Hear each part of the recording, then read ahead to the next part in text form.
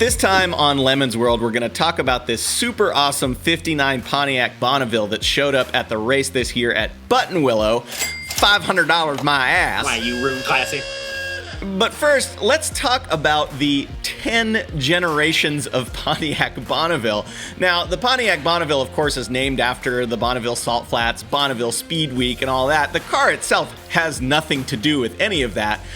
You know, unlike other Pontiacs, which are named after super exciting things.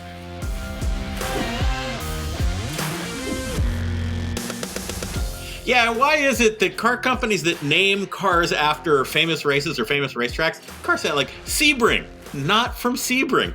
Anyway, Bonnevilles. So Bonneville is actually kind of a spectacular car that just fell apart over time.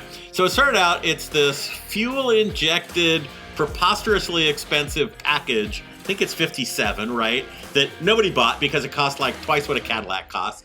They make its own car for a couple of generations through the 60s, and then Bill Mitchell, he gets his hands on it. And all through the 60s, there are these giant gunboats that are super luxurious. They're crisp. They're just spectacular. You know, this is back from when General Motors was like the Lexus of car makers. They're absolutely fabulous. And then you turn the corner in like 1970, 1971, it's all over. It becomes this giant square Malaise, plastic grilled, total piece of shit. So after that 70s period of those big giant Malaise mobiles, the Bonneville kind of circles back to the Lemon's orbit when they became these front drive GM 3800 powered Juggalo mobiles. And those are the kind of cars that we like to see, and we often do see in Lemons. Now, Judge Phil has this dream of doing a all front-wheel drive General Motors rally that tours around all of the abandoned General Motors factory sites in the Midwest.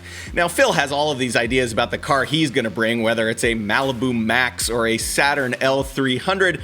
Personally, I'm going full luxury, and the car that jumps to the top of my list is the 90s Pontiac Bonneville. Yeah, totally. So the Bonneville in that period, mid to late 90s, was actually not a bad car. I mean, and in that sense, you mean you expect it to be incredibly terrible. And you get it and you go, ooh, this is actually kind of okay. I had a test car, a Bonneville SSEI, totally loaded, the one with like 700 identically shaped gray puffy buttons in the steering wheel. That thing was actually kind of fabulous. Yeah, the SSEI had the famous supercharged version of the ubiquitous General Motors 3800 V6, but the following generation, the 10th and for now final generation of the Pontiac Bonneville... I think forever final. Maybe for good reason.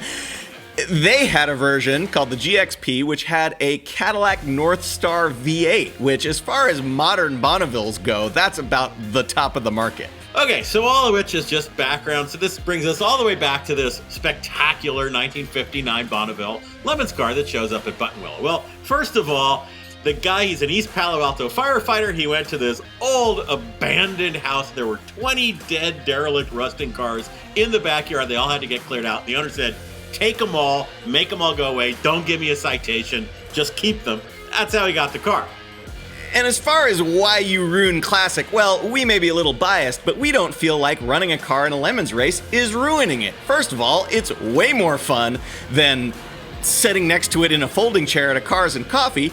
Second of all, if you wanted to restore this particular Bonneville, you would be looking at a staggering build just because of all the rust on this thing. It was corroded, there was no way to put windows in it because there was nothing to attach them to. If you wanted to actually do a real restoration to make it into a nice car, it would be totally cost prohibitive. Yeah, so who's to say that the best use is not find an old crappy 400 in the junkyard, stuff it in there, make the car run, do a few laps. That sounds like the best use to me. Okay? Okay.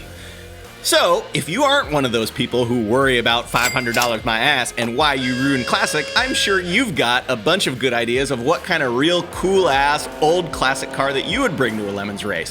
Why don't you post them down in the comments?